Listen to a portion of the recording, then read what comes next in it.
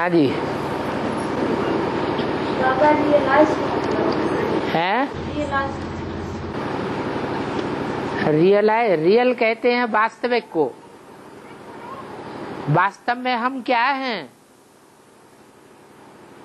देह हैं या आत्मा है? डॉक्टर हैं, मास्टर हैं, आदमी हैं, औरत हैं, बच्चा हैं, बुजुर्ग हैं, नौजवान हैं, क्या हैं? कोई से पूछो तुम क्या हो? बच्चा होगा तो कहेगा मैं बच्चा हूं। बुढ़े से पूछो तो क्या हो? मैं बूढ़ा हूं। डॉक्टर से पूछो तो क्या हूं? मैं डॉक्टर हूं। आखिर जब जन्म लिया था तो डॉक्टर थे? नहीं थे ना। जब जन्म लिया था तब नौजवान थे, बूढ़े थे? नहीं थे। तो आखिर में तुम क्या हो? वास्तव में तुम क्या हो? आत्मा है। तो ये वास्तविकता को जानना, यही रिलीजन है। रिलीजन माने रियलाइजेशन किया हुआ।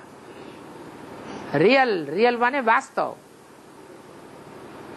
क्या हम रियल हैं कि नारियल हैं? रियल हैं। रियल में क्या है? आत्मा है। रियल में हम आत्मा है। और हमारा बाप क्या है? आत्माओं का बाप परमपिता परमात्मा है। ये सदैव याद रहना चाहिए। और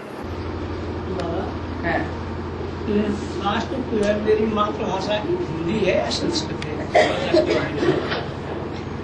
हिंदी है या संस्कृत? मात्र माने क्या? माता। वास्तव में हमारी माता कौन है? कौन है? अरे ब्रह्मा हमारी माता है। ब्रह्मा दाढ़ी मूंछ वाली माता है। उसकी पूजा होती है भारत में। या क्लीन शेव वाली, स्त्री चोले वाली माता है? हमारी माता कौन है? स्त्री चोला वाली माता है। नाम है जगदम्बा। मुरली में भी बोला है, वास्तव में ये ब्रह्मा ही तुम्हारी जगदम्बा है, परंतु तन पुरुष का है। इसलिए ये चोला गाया नहीं जाता, पूजा नहीं जाता। जगदम्बा पूजी जाती है। तो जगदम्बा हमारी मात्र है, माता है। और जगदम्बा जब संपन्न स्टेज प्राप्त करती है तो सारे जगत की अम्बा है या पहले भारत की अम्बा है? हैं? जगत की अम्बा है। जगत की अम्बा। जगत कहते हैं 500 करोड़ को। नई दुनिया बनेगी तो जगदम्बा होगी या नहीं होगी? है? नई दुनिया में जगदम्बा का पार्ट होगा या नहीं होगा? आत्मा अपना पार्ट बजाएगी या नहीं बजाएगी? बजाएगी। लेकिन वो जगदम्बा अपना वर्षा दे देती है। इसको लक्ष्मी को, जिसको भारत माता कहा जाता है। तो भारत माता देवी है, जगदम्बा देवी है, यह संपूर्ण स्टेज में सिर्फ ब्राह्मण ही है, देवी है। और जो देवी होती है, देवता होते हैं, उनकी भाषा बोलचाल में भाषा होती है या इशारे की भाषा होती है? इशारे की भाषा होती है। तो हमारी भाषा न संस्कृत है, न हमारी भाषा हिंदी है, संस्कृत से भी पहले हमारी भाषा वेदों की भाषा थी, वैदिक भाषा कहते हैं उसे। बौद्धियों के जमाने में पाली और प्राकृत भाषा थी, वो भी द्वापर युगी भाषाएं हैं। हमारी असल में जो भाषा थी हल की भाषा थी। आंखों के चलन से ही, चेहरे के घुमाने से ही हमारी भाषा का पता चल जाता था। हम वाइब्रेशन की भाषा से बोलते थे या आवाज से बोलते थे? वाइब्रेशन की भाषा थी, इशारे की भाषा थी, हमारी बोल बोल की भाषा नहीं थी। असुर जो होते हैं उनकी भाषा कैसी होती है, और देवताएं जो होते हैं उनकी भाषा में कोई अंतर होता है या नहीं? क्या खास अंतर होता है? असुर, राक्षस या दैत्य जोर से बोलते हैं, और देवताएं धीमी भाषा, धीमा बोलो, कम बोलो, मीठा बोलो। और एक बात और है, जैसे संस्कृत श्लोक में आया है, एक श्लोक आया है, नत्वा वरदराजा श्री गुरु भट्टो दीस्थान और करोति पाणिनिया नाम मध्य सिद्धांत कोविदी। मतलब संस्कृत की जो है उन्होंने व्याकरण लिखी हुई है, तो उन्होंने कहा शंकर जी ने डमरू बजाया, 14 सूत्र निकले। आई और एच और बैठ यम गणनम जवाई जवगर्दस कवच कवाय ससर हल, ये 14 सूत्र शंकर जी के डमरू से निकली। तो उसका बेहद में अर्थ क्या है? जो शंकर जी हैं वो इस समय स्थूल डमरू बजाते हैं या सूक्ष्म बेहद का डमरू है? सूक्ष्म डमरू है। वो डमरू जो है वो दो दो बातें बोलता है, दो तरफ बजता है, या एक तरफ की ही आवाज करता है? दो तरफ आवाज करता है। वो द्वैतवादी है। जहां द्वैतवादी होते हैं वहां आर्टिफिशियल भाषाएं बनाई जाती हैं। ये संस्कृत भी आर्टिफिशियल भाषा है, मनुष्यों की बनाई हुई भाषा है। इसलिए संस्कृत का कोई भी ग्रंथ इतना पुराना नहीं है जितना प्राकृत, पाली और वैदिक भाषा है। इससे साबित होता है कि संस्कृत भाषा तो द्वापर में बनाई गई है, शंकर जी ने नहीं बनाई।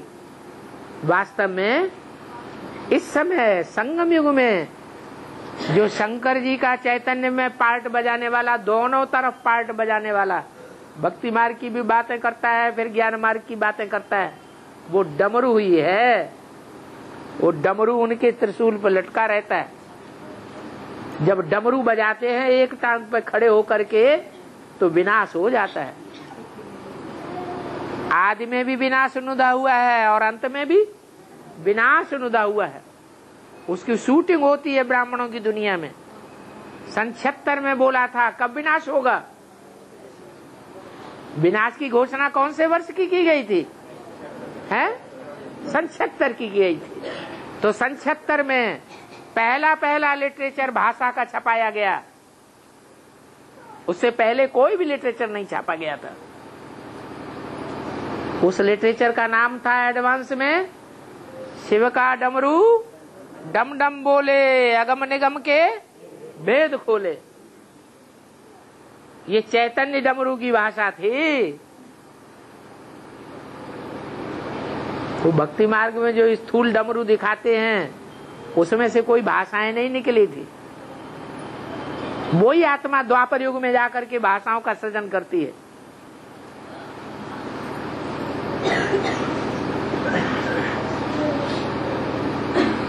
और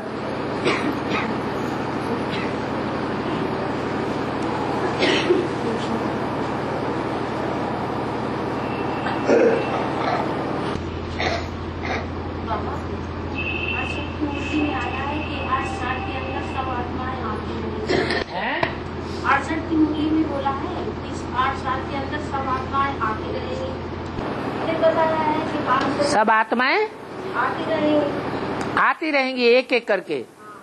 हाँ, एक बात तो समझ लो, फिर तुम लंबडेरू बाद में लगाना। जो मुरली में आया सन 68 में, 68 की मुरली में, कि सन 76 से सब आत्माएं आती रहेंगी। इसका मतलब है कि जो आत्मिक स्थिति वाले होंगे वो सन 76 से ज्ञान में, असल जो ज्ञान है रियलाइजेशन का ज्ञान, उसमें आते रहेंगे। एडवांस में आते रहेंगे का माने अज्ञान काल में से उतर करके ज्ञान काल में आते रहेंगे। परमधाम में आत्मा जड़वत पड़ी होती है या चैतन्य होकर पड़ी होती है? जड़वत होती माने अज्ञानी होती है।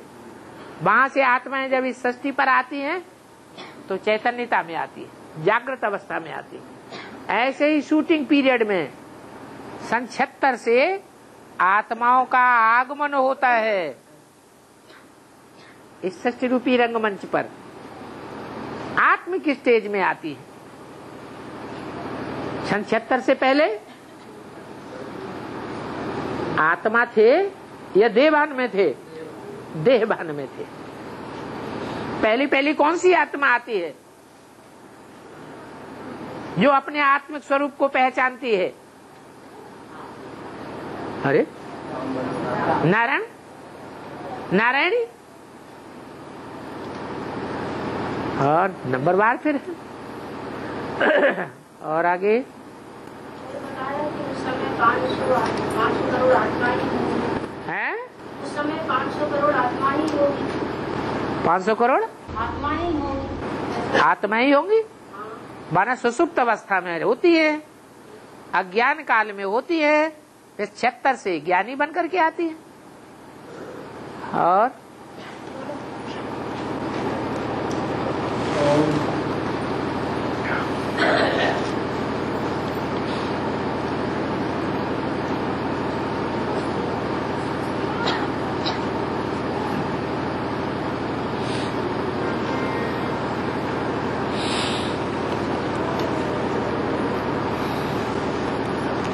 हाँ जी, वाणी बोला है अमृतसर वाले हैं? अमृतसर वाले मम्मा कमरे के इसका व्यक्ति अमृतसर वाले मम्मा के कमरे में हाँ, ऊंची से ऊंची स्टेज वाले जो होंगे वो कौन से वर्ण के होंगे? कौन से वंश के होंगे? हैं? ऊंचे से ऊंचा वंश कौन सा है? सूर्यवंश। और जो सूर्यवंशी बच्चे होंगे, सूर्य तो बाप है। सूर्य क्या है? जगत पिता है। तो जगत पिता के बच्चे कहाँ सोएंगे? कहाँ सोएंगे? अरे अम्मा के कमरे में ही तो सोएंगे, और कहाँ सोएंगे?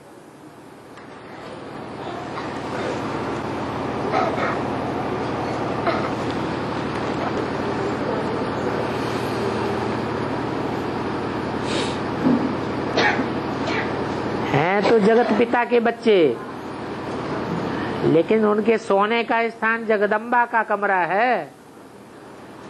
माना जगदम्बा का जो अपना स्थान है उसमें सोते हैं। सोते हैं का अर्थ क्या होता है? ज्ञान में है या अज्ञान में है? हैं? सोने का मतलब क्या होता है? अज्ञान नींद में सोए पड़े हैं। जगदम्बा की गोद में माने जगदम्बा के कमरे में है, माने अज्ञान नींद में है। जो बच्चे जगदम्बा के कमरे में नहीं है, बाप के कमरे में है, तो ज्ञानी है या अज्ञानी है? ज्ञानी बच्चे हो गए। और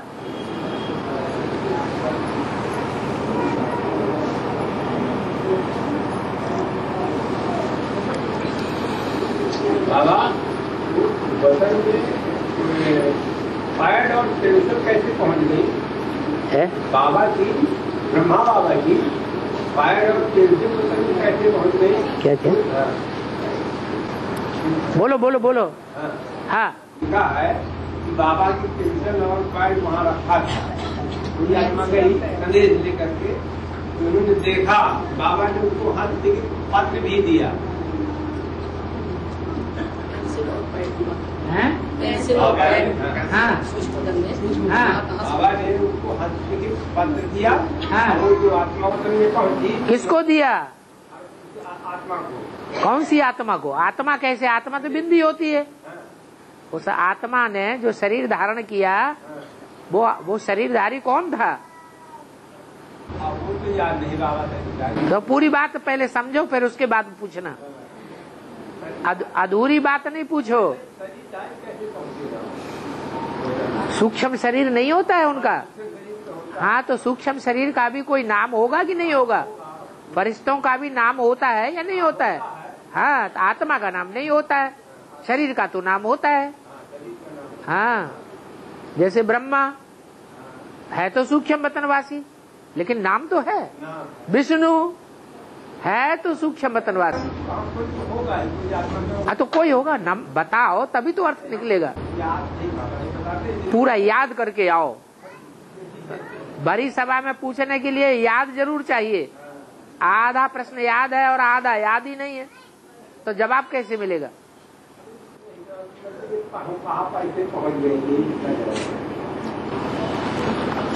हाँ जी। और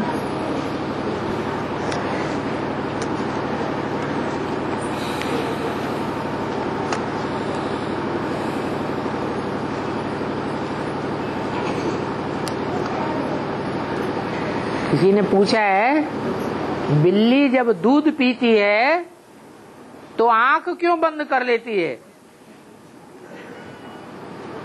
यहाँ ब्राह्मणों की दुनिया में कोई बेहद की बिल्ली है या नहीं है? बेहद की माया बिल्ली भी है। शक्तिवान सीरियल में काली बिल्ली देखी थी कि नहीं देखी थी? किसी ने देखा शक्तिवान सीरियल? नहीं देखा? देखा तो उसमें काली बिल्ली का रोल आया है। किसी ने ध्यान से देखा हो तो दूध पीती है तो आंख बंद कर लेती है। वो तो होती है हद की बिल्ली। ब्राह्मणों की दुनिया में बेहद की बिल्ली है। उसकी आंख हद की होगी कि बेहद की होगी? कौन सी आंख? ज्ञान की आंख। वो ज्ञान की आंख बंद करके पीती है। ज्ञान माने समझ। समझ की आंख को बंद करके दूध पीती है या खोल करके पीती है? बंद करके पी। क्या मतलब हुआ? माने शब्दों को रट लेती है। ब्राह्मणों की दुनिया में जो भी पार्ट होगा उस खास बिल्ली का, उसकी ये खासियत है कि जब भी बाबा की मुरली सुनती है तो तीसरा नेत्र बंद करके सुनती है।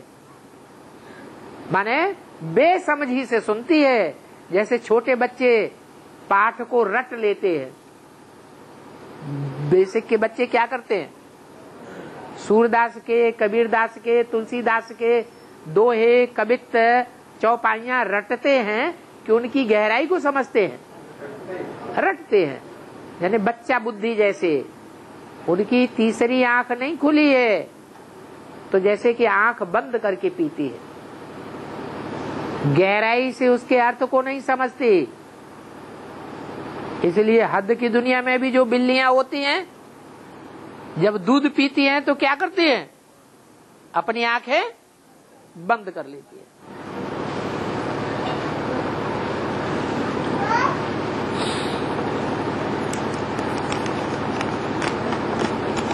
और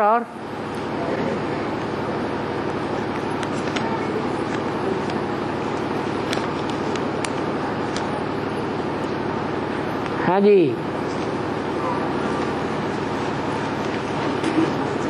पूछो नहीं तो क्लास ओवर हो जाएगा। है संकल्प और विकल्प रहित होने पर है नील में चले जाते हैं। नील बात अलग है। नील में जाते हैं सन्यासी, क्योंकि उनको कोई अहम ऑब्जेक्ट नहीं है याद करने का। वो भगवान को सर्वव्यापी समझते हैं, कण कण में व्यापी समझते हैं। तो अहम ऑब्जेक्ट न होने के कारण बुद्धि कहीं टिकती नहीं है। नील में गए, जैसे सुसुप्ति में चले जाते हैं। और हमारा तो एम ऑब्जेक्ट है, क्या बनना है हमको? लक्ष्मी नारायण बनना है। किसकी याद से बनना है? शिव बाबा की याद से। हमको क्या बनना है? विश्व का मालिक बनना है, लक्ष्मी नारायण बनना है। तो शिव बाबा है बिंदी। बिंदी को हम कब याद कर सकेंगे? जब हम खुद अपन को ज्योति बिंदु समझे। तो हम नील में नहीं जाते हैं, हम कहा जाते हैं? हम रियलाइजेशन में जाते हैं, हम रियलिटी में जाते हैं। हाँ। और हाँ बोलो बोलो।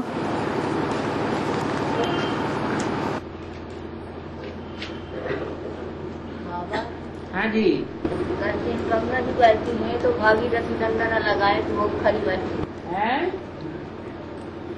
गंगा क्या? गंगा जी जो बैठते हैं तो कहते हैं भागीरथी डंडा न लगाओ तो वो खड़ी बैठी। भागीरथी गंगा, हाँ, भागीरथ के द्वारा लाई गई है तो उसका नाम क्या पड़ गया? भागीरथी। भाग्यशाली रथ के द्वारा लाई गई, इसलिए उसका नाम भागीरथी पड़ गया। और भागीरथ कहा जाता है भाग्यशाली रथ को। भाग्यशाली कब बनते हैं? जन्म जन्मांतर के भाग्यशाली और दुर्भाग्यशाली कब बनते हैं? कहाँ बनते हैं? संगम युग में बनते हैं। तो संगम युग में सबसे जास्ती भाग्यशाली कौन बनता है?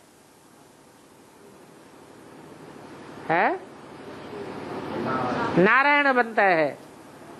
ऐसा भाग्यशाली बनता है जो शास्त्रों में गायन है कि नारायण ने विश्व का मालिक बनने से पहले ढेर सारे युद्ध जीते और किसी भी युद्ध में उनकी हार नहीं हुई, हमेशा जीत ही जीत होती रही।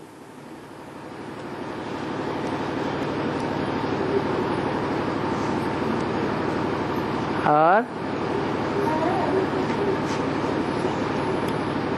तो भाग्यशाली हुआ। कैसे बनते हैं भाग्यशाली? याद से भाग्यशाली बनते हैं। ज्ञान, योग, धारणा, सेवा, ये 4 सब्जेक्ट हैं ईश्वरीय ज्ञान के। उनमें याद है सबसे मुख्य। याद में पास हो गया तो पास हो गया, और याद में फेल है और 3 सब्जेक्ट में पूरा पूरा पास है तो भी फेल का फेल ही कहा जाएगा। 3 सब्जेक्ट में पूरा फेल है। जैसे बुढ़ियों के लिए कहते हैं उनकी बुद्धि में कुछ बैठता ही नहीं, बुढ़ियों को कुछ ज्ञान बुद्धि में ठहरता ही नहीं। सारी ताकत बुद्धि की बाल बच्चों में चली जाती है, जैसे खाली हो गई बुद्धि। परंतु उनकी याद तो पक्की होती है। तो याद के आधार पर ही वो बुढ़ियां जन्म जन्मांतर का भाग्य ले लेती हैं। ऐसे ही बांधेली माताएं, बांधेली माताओं की भी याद बहुत तीखी होती है, सेवा भी नहीं कर सकती बांधेली होने के कारण। ज्ञान में भी ज्यादा गहरी नहीं जा सकती बांधेली होने के कारण। धारणाएं भी ज्यादा नहीं कर सकती क्योंकि कुसंग लगा पड़ा है। तो ऐसी बांधेली माताओं को कौन सा सब्जेक्ट विशेष पक्का होता है? याद। तो याद में कौन सा देवता है जो सबसे जास्ती तीखा जाता है? विश्वनाथ शंकर। तो याद की इतना महत्व है।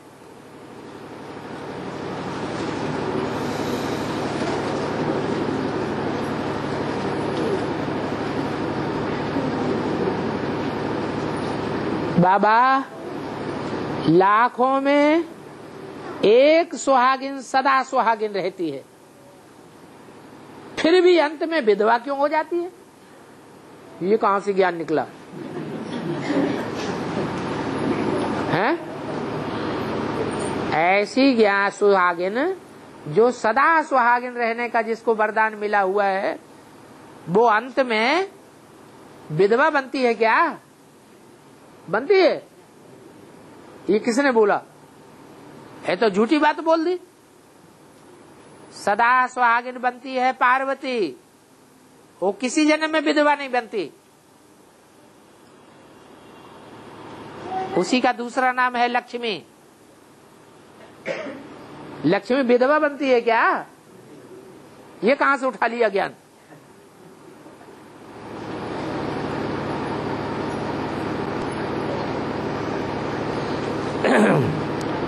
शांतनु की शादी गंगा के साथ हुई।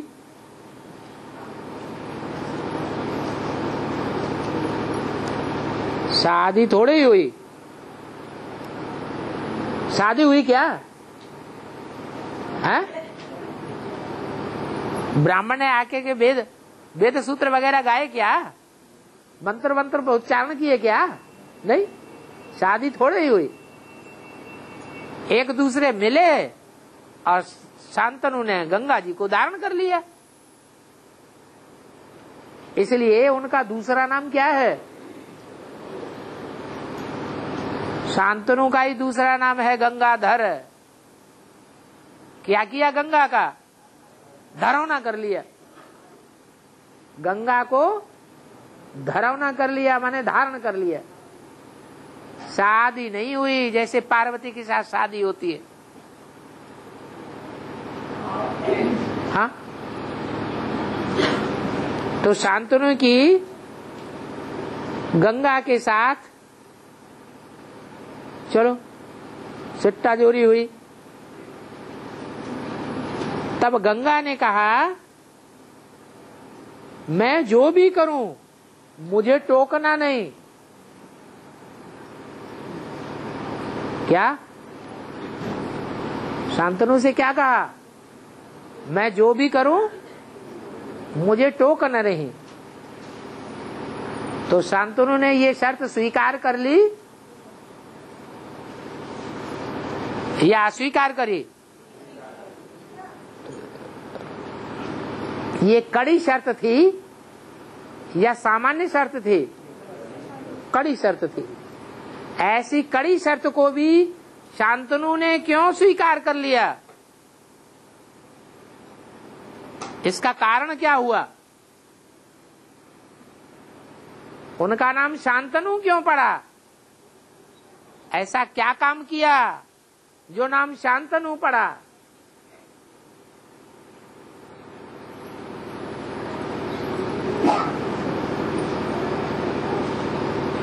देवहान की लाग लगी पड़ी थी, शांति नहीं थी, नो शांति एट ऑल। तो नाम क्या पड़ गया? शांतनु। तो जिसको आग लगी हुई होती है देवहान की, वो कोई भी शर्त क्या करेगा? कोई भी शर्त स्वीकार कर लेगा।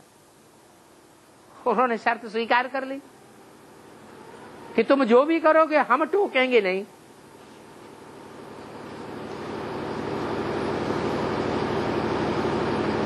अगर मुझे टोका रोका टोकी की तो मैं चली जाऊंगी।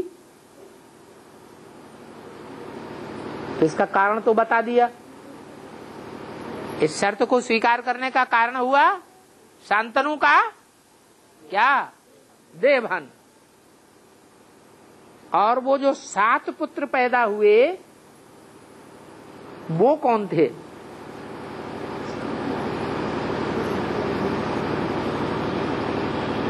जिनको गंगा ने नदी में बहा दिया। वो नदी कौन सी थी? है? अरे वही नदी थी जिसको कहते हैं विषय वैतरणी नदी, जो कंस के लिए गायन है। कंस ने 7 पुत्रों के लिए क्या किया? 7 पुत्रों को वध कर दिया। ज्ञान में वध करना किसे कहा जाता है? ज्ञान में किसी को मार देने का मतलब क्या हुआ? भिखारी बना देना। तो जैसे कंस ने भिखारी बना दिया, विषय वैतरणी नदी में डुबा दिया। ऐसे ही शांतनु की पत्नी गंगा ने क्या किया, 7 पुत्रों को विषय वैतरणी नदी में डुबा दिया। 8वां बच गया, उसने अपनी शर्त तोड़ दी तो गंगा चली गई।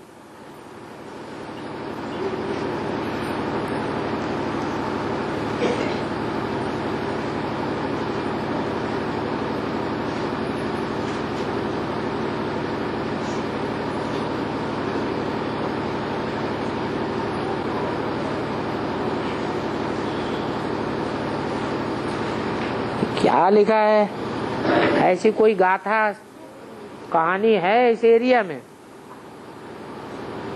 एक आत्मा से, ब्रैकेट में लिखा स्त्री, एक स्त्री से किसी गांव में सुना है कि होली के बाद 2 सूरज निकले। इसका अर्थ क्या है?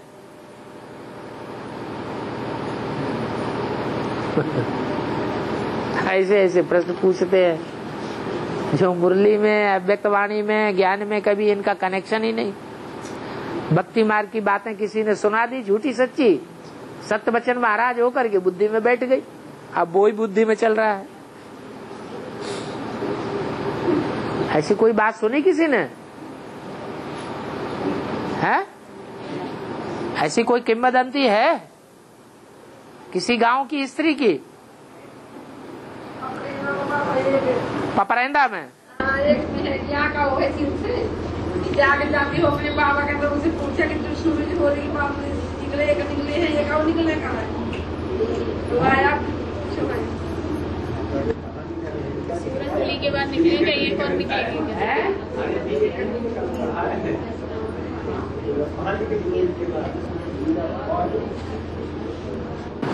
क्या कह रहे?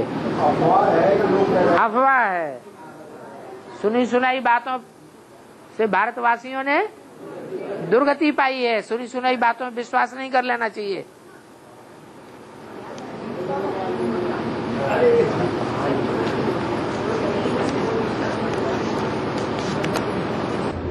बाबा मूल्य पॉइंट था कि जो बच्चे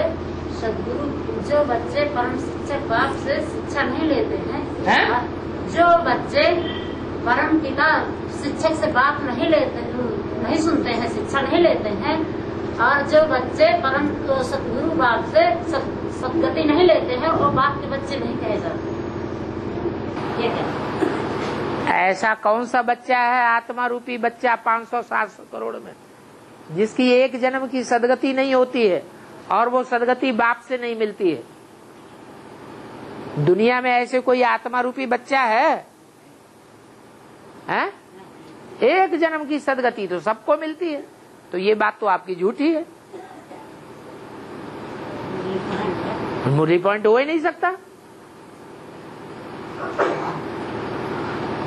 ऐसी एक भी आत्मा नहीं है जो भगवान बाप से एक जन्म की कम से कम सदगति न लेती हो। हर बच्चे को एक जन्म की सदगति जरूर मिलती है।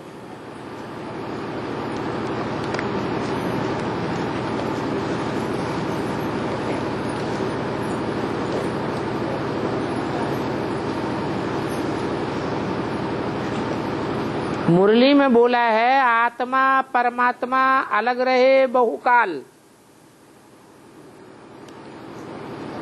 सुंदर मेला कर दिया जब सदगुरु मिला दलाल।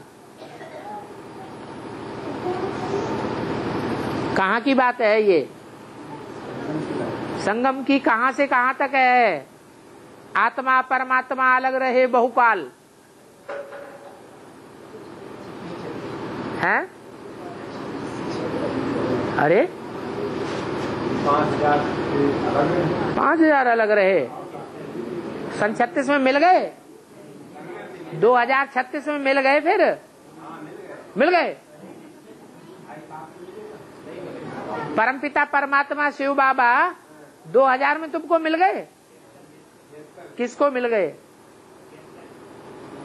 तो 5,000 वर्ष क्यों कहते हो फिर? हाँ, ब्राह्मणों की दुनिया की ये गायन है। क्या ये बाहर की दुनिया का गायन नहीं है? ये कहाँ की यादगार है? आत्मा परमात्मा अलग रहे बहुकाल, ये संगम युग का यादगार है कि सन 36 से लेकर के 76 तक खास लक्ष्मी नारायण वाली आत्मा के लिए ये बात लागू होती है कि आत्मा परमात्मा अलग रहे बहुकाल, 40 साल तक अलग रहे। फिर सुंदर मेला कर दिया जब सदगुरु मिला दलाल। जब सदगुरु के रूप में परमपिता परमात्मा पढ़ाई पूरी होने पर सदगुरु के रूप में पार्ट बजाता है तो बड़ा सुंदर मेला लगता है इस षष्ठी पर।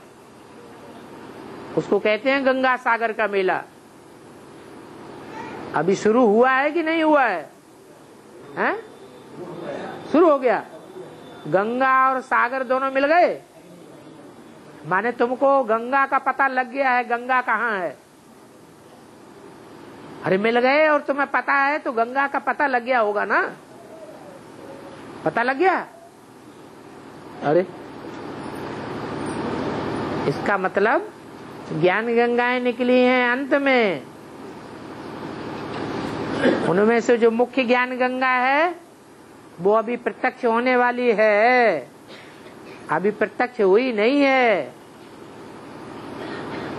प्रत्यक्ष होगी तो यमुना नदी भी उसमें आके मिल जाएगी, सरस्वती भी मिल जाएगी, तीनों नदियों का संगम हो जाएगा। वो संगम भी झूठा रहेगा। असली संगम तब होगा जब वो गंगा नदी जाकर के गौहट्टी में मिलेगी, गंगा नदी से, ब्रह्मपुत्रा नदी से, फिर जाकर के सागर में मिलती है। उसको कहते हैं गंगा सागर का मेला। अभी होने वाला है, हुआ नहीं है।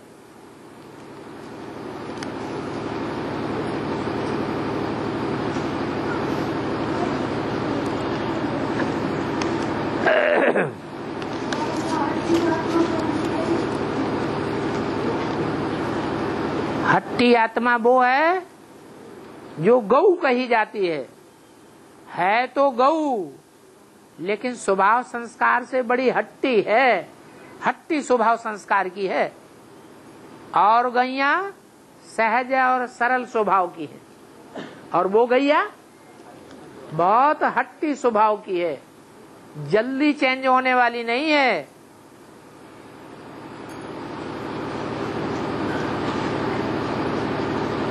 देवियां कितनी मानी जाती हैं? 9 देवियां। 9 देवियों में सबसे स्वभाव संस्कार की कठोर कौन सी है? हैं? महाकाली। वो ही हट्टी गऊ है। उसकी यादगार में नाम पड़ता है गौहाटी। है ऊंची स्टेज वाली, लेकिन स्वभाव संस्कार से बहुत हट्टी स्वभाव संस्कार की है। ब्रह्मपुत्रा नदी जब आकर के गौहाटी से गुजरती है तब परिवर्तन शुरू होता है। जगदम्बा ही महाकाली बनती है।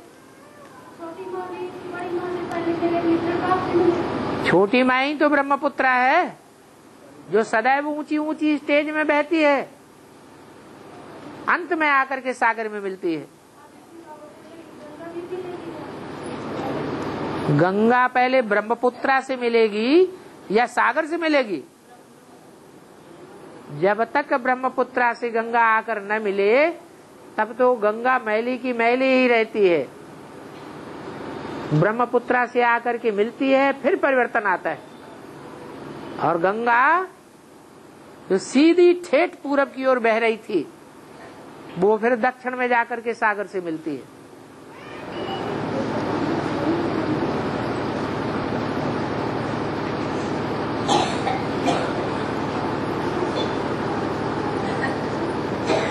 जगदम्बा के लिए कहते हैं कि वो कमल फूल समान जीवन बिताती है,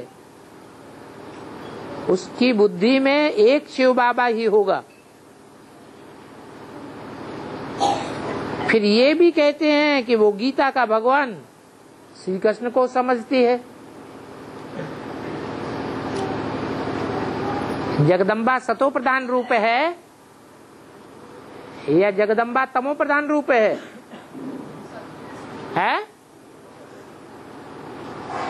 जगदम्बा का सतो प्रधान रूप है और महाकाली का तमो प्रधान रूप है।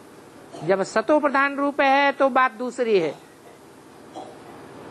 सच्ची गीता से मिलकर के रहती थी यज्ञ के आदि में, और जब तमो प्रधान बनती है तो खुद को ही गीता समझने लग पड़ती है।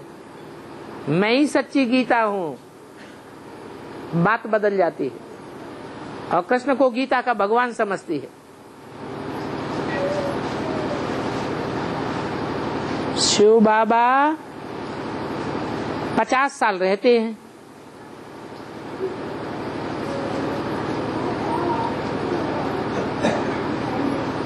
इस षष्ठी पर माना 76 से प्रत्यक्षता 2027 तक होती है। 50 वर्ष में 2027 तक बाप रहते हैं, फिर बच्चा बाप समान बन जाता है। तो क्या शिव बाप चले जाते हैं?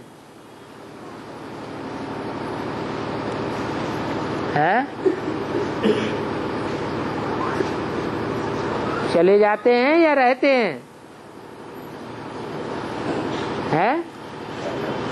चले जाते हैं वो कैसे पता चलेगा, और रहते हैं उसका कैसे पता चलेगा?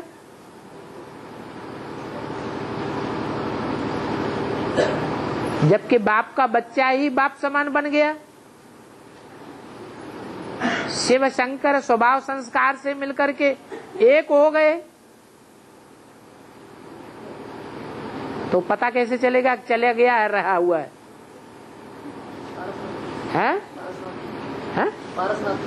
पारसनाथ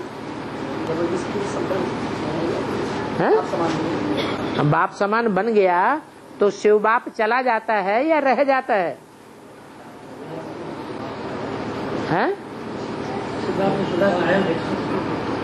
शिव बाप सदा कायम नहीं है, शिव बाबा इस सृष्टि पर सदा कायम है। शिव बाप तो सदा कायम नहीं है। 5000 साल इस सृष्टि पर आत्माओं का बाप कायम नहीं रहता है, लेकिन शिव बाबा इस सृष्टि पर सदा कायम रहता है। तो पूछने वाले को शिव बाबा चाहिए या विधर्मियों की तरह शिव बाप बिंदु चाहिए? कौन चाहिए? ये किसी ने लिखा है, शिव बाबा चाहिए। शिव बाप तो विधर्मियों को चाहिए। इब्राहिम, बुद्ध, क्राइस्ट और उनके फॉलोअर्स किसको याद करते हैं? वो शिव बाप को ही याद करेंगे, वो शिव बाबा को याद नहीं करेंगे। और जो अपने धर्म के पक्के हैं, देवी देवता सनातन धर्म के, किसको याद करेंगे? वो शिव बाबा को याद करेंगे। तो बाबा ये कहा ना कि मैं 100 साल के लिए आता हूँ संगम पर, तो मतलब 100 साल तो कंप्लीट नहीं होंगे ना? शिव बाबा ने बोला। किसने बोला? शिव बाबा ने बोला है, शिव बाप ने बोला। सदा कायम कौन है? शिव बाबा है। उसी में शिव बाप आकर बोलते हैं। संगम युग बताया है 100 साल का। आग लगकर जब पूरी होगी तो मैं चला जाऊंगा, फिर मैं इस सृष्टि पर रहकर क्या करूंगा? तो आग लगकर कब पूरी होगी? जब 500-700 करोड़ सांप अपना पुराना शरीर छोड़ देंगे। वो तो 36 तक होगा ना? हाँ जी।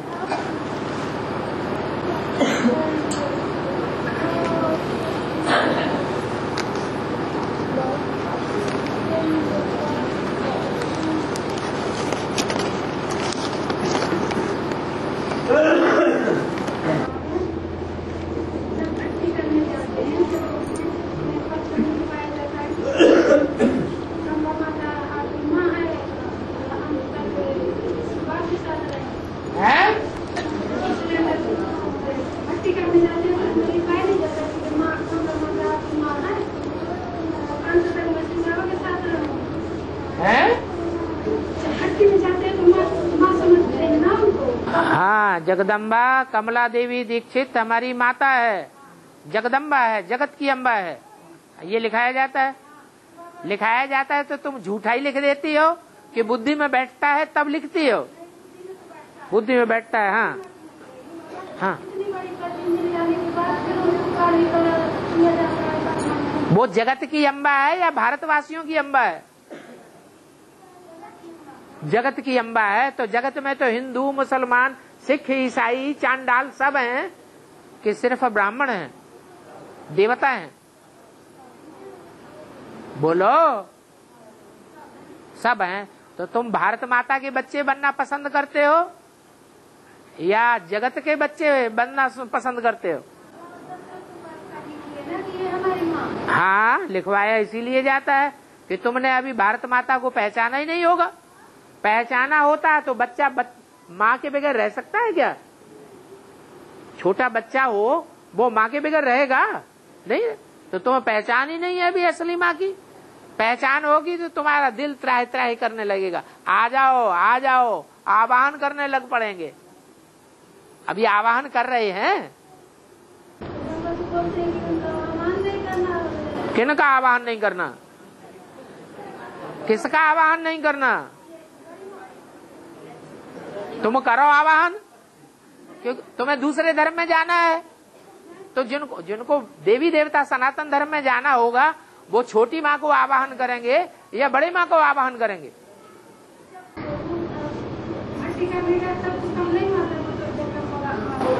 तुम्हारी बुद्धि में बैठा हो तो लिखो कि तुम जगदम्बा माँ के बच्चे हो। अभी छोटी माँ है रंगमंच पर तो नहीं है तो लिखोगे कहाँ से? जो है, हाँ, घूंघट में है, तुम्हें दिखाई नहीं पड़ रही। अभी जो ज्ञानी तू आत्मा है उनको दिखाई भी पड़ रही है कि है तो, लेकिन रावण संप्रदाय के चक्कर में आ गई है, माया के बंधन में आ गई है सीता।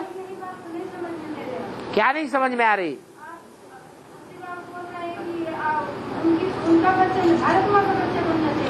चाहिए ना, तो चाहिए तो मना कहाँ है? तुम आवाहन करो अम्मा का।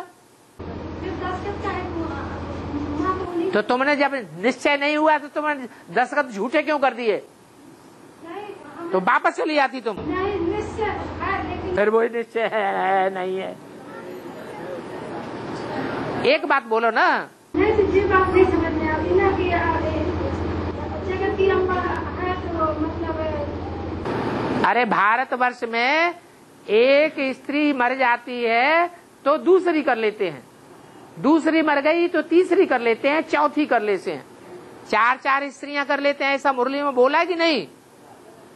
बोला है कि नहीं? मुरली में बोला है। तो ऐसे ही प्रजापिता का जीवन, प्रजापिता को ही सारे फॉलो कर रहे हैं।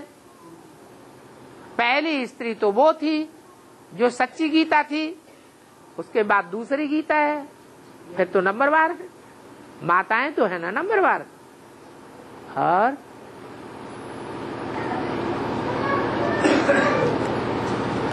एक बड़ी माता होती है और एक छोटी माँ घर परिवार में होती है। तो ये थोड़ा ही कहेंगे हम बड़ी माँ को मानते हैं, छोटी को नहीं मानते, या छोटी को मानते हैं, बड़ी माँ को नहीं मानते।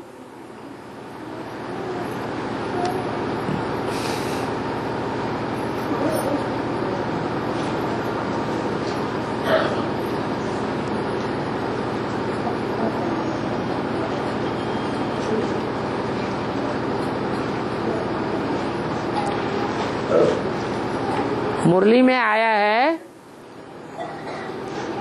त्रिमूर्ति भी दिखाते हैं, सिर्फ शिव को उड़ा दिया है,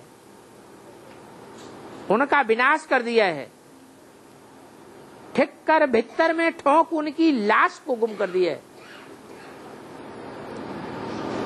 वो है तो आत्मा ही, खाती भी है। अब बताओ कौन सी आत्मा की बात है? अभोक्ता आत्मा शिव की बात है या भोक्ता की बात है? वो खाती भी है। भोक्ता है या अभोक्ता है? भोक्ता है। वो खाती भी है, वो ज्ञान का सागर भी है। वो ज्ञान सूर्य है या ज्ञान सागर है? सूर्य तो सदैव ऊपर रहता है और सागर तो धरणी से चिपका हुआ रहता है। सागर को प्रवृत्ति मार्ग वाला कहेंगे या सूर्य को प्रवृत्ति मार्ग वाला कहेंगे? सागर प्रवृत्ति मार्ग वाला है। तो वो खाती भी है, वो ज्ञान का सागर भी है। ये कौन है, समझाइए, बताओ कौन है? त्रिमूर्ति भी दिखाते हैं, लेकिन त्रिमूर्ति में शिव बाबा को उड़ा दिया है। नहीं, शिव बाबा को नहीं, शिव को उड़ा दिया है, उनका विनाश कर दिया है। ठीक कर भीतर में ठोक उनकी लाश को गुम कर दिया है। किनकी लाश को है? अरे शिव की।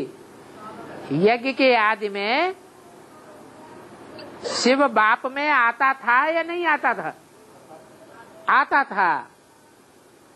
तो वो पहली मूर्ति है, दूसरी मूर्ति है या तीसरी मूर्ति है? सर्वोपरि मूर्ति है या बीच की है या नीचे की है? सर्वोपरि मूर्ति है। सिर्फ शिव को उड़ा दिया है उसमें से। आता तो था शिव उस मूर्ति में, लेकिन फिर उसको उड़ा दिया। किसको? शिव को उड़ा दिया, फिर उसकी लाश को भी गुम कर दिया। इसका मतलब उसकी लाश भी थी जिसमें वो जिंदा था, जीवित था, बाद में उसकी लाश को भी गुम कर दिया। तो किसको गुम कर दिया? प्रजापिता के शरीर को गुम कर दिया, शिव को उड़ा दिया है, उनका विनाश कर दिया है, ठीक कर भीतर में ठोक दिया है। अब बताओ, जब उनके शरीर को विनाश कर दिया और आत्मा को उड़ा दिया, तो फिर परमात्मा किसमें समझ लिया? अरे ठीक कर बुद्धि कौन है? उसके बाद भीतर बुद्धि कौन है? ब्रह्मा बाबा हो गया ठीक कर बुद्धि। थोड़ी सी ठोकर लगी माया की और प्राण पखेरु उड़ गए।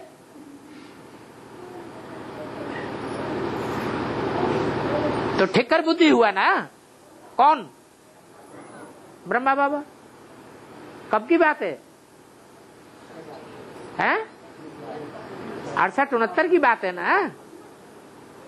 ठिक्कर में ठोक दिया है, भीतर में ठोक दिया है। जब ब्रह्मा बाबा ने शरीर छोड़ दिया, फिर किस में प्रवेश किया? लोगों ने क्या समझा, किस में आया? या तो गुलजार दादी में भगवान समझ लिया। जब देखा गुलजार दादी को भी चलाने वाली कुमार का दादी थी, तो कुमार का दादी की श्रीमत पर चल पड़े। तो कुमार का दादी भगवान हो गई, सदगुरु हो गई। तो भीतर बुद्धि है या नहीं है? भीतर माने भीत, भीत माने दीवाल। जो भगवान को पहचानने के रास्ते में दीवाल बन करके खड़ी हो गई। ऐसे नहीं कि भगवान नहीं, भगवान तो है। ब्रह्मा बाबा के शरीर छोड़ने के बाद भी वो आत्मा तो प्रवेश करके पाठ बजा रही है, लेकिन कोई ये बात समझने के रास्ते में दीवाल बन करके खड़ा हो गया ब्राह्मणों के सामने। और ब्राह्मणों ने उस बात को, उस बाप को समझ नहीं पाया। इसलिए बोला है त्रिमूर्ति भी दिखाते हैं, सिर्फ शिव को उड़ा दिया है, उनका विनाश कर दिया है। ठिक्कर भीतर में ठोक। कौन हुआ ठिक्कर? और उसके बाद कौन हुआ भीतर? ठिक्कर हुआ ब्रह्मा बाबा और भीतर हुआ गुलजार दादी या कुमार का दादी। बित्तर में ठोंक उनकी लाश को भी गुम कर दिया। किनकी लाश? शिव की लाश। शिव जिसमें प्रवेश करता था चैतन्य में, तो शिव चला गया, उड़ा दिया उसे, तो लाश रह गई। शिव को अलग कर दो और शंकर को अलग कर दो तो चलेगा? नहीं चलेगा। इसलिए भक्ति मार्ग में शिव शंकर को मिला के एक कर दिया है। शिव साकार से अलग नहीं हो सकता और साकार शिव से अलग नहीं हो सकता। शिव और शंकर की जोड़ी है, उनको अलग करेंगे तो फिर ज्ञान का कोई अस्तित्व नहीं रह जाता।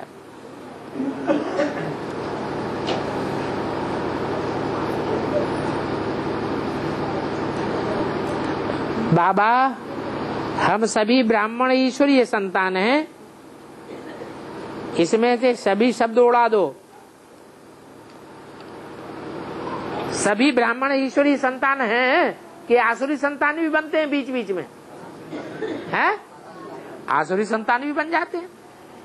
जब आसुरों की मत पर चलते हैं तो आसुरी संतान है या ईश्वरीय संतान है? आसुरी संतान है। तो ये बात तो गलत है कि हम सभी ब्राह्मण ईश्वरीय संतान हैं। फिर भी ब्राह्मण परिवार में आपस में ईर्ष्या द्वेष वैमनस्य क्यों होता है? इसीलिए होता है कि कोई ईश्वरीय संतान है और कोई आसुरी संतान है। अगर किसी से कोई बात हो भी जाए तो आपस में बोलना बंद क्यों कर देते हैं? इसीलिए कर देते हैं क्योंकि आसुरी संतान है तो आत्मा आत्मा भाई भाई नहीं समझते और ईर्ष्या द्वेष आ जाता है, एक दूसरे को वैमनस्य पैदा हो जाता है, इसलिए बंद कर देते हैं।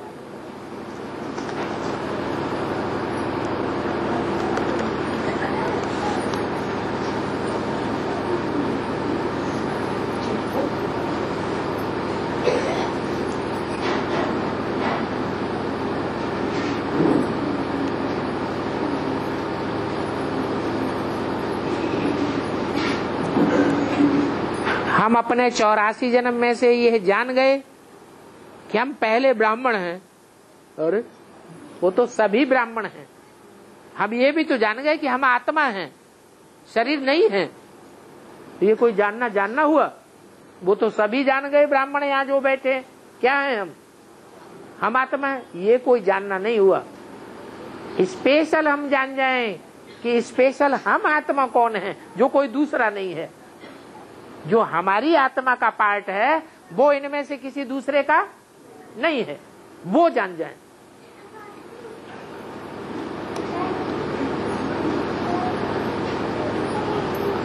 तो ऐसा कौन सा पुरुषार्थ करें कि हम अपनी आत्मा के मुख्य पार्ट को जान जाएं? कौन सा पुरुषार्थ करें? अपन को आत्मा समझ, आत्मा के बाप परमपिता परमात्मा शिव बाबा को याद करें।